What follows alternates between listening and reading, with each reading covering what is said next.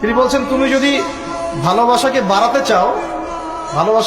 চাও তাহলে মানুষের সাথে খুব বেশি মেলামেশা করতে যাও, একটু কম মেলামেশা করো, একটু দূরত্বে থাকো, তোমাকে মানুষ ভালোবাসবে। আর তুমি যদি খুব বেশি ডুব দাও না, তখন তোমার মূল্য আর ব্যক্তিত্ব নষ্ট হয়ে যাবে।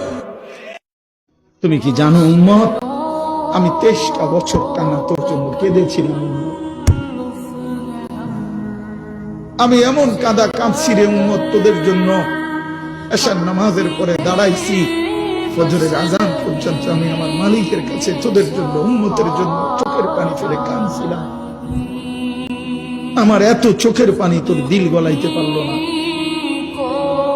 আমি তায়েফের পাথরের আঘাতে আমার পিঠটা চালনির মতো ছিদ্র ছিদ্র হয়ে গেছে রক্তে।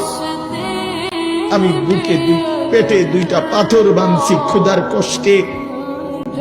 আমি উহুদের দান্দান শহীদ করা রক্তে উহুদের ময়দানে পড়েছিলাম বেহুশ হয়ে।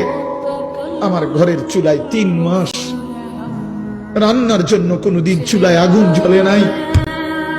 আমার এত চোখের পানি, এত রক্ত, এত ক্ষুধার কষ্ট, কিছুই তোর মন গলাইতে পারলো না, তোরে সেজদা দিতে পারলো না।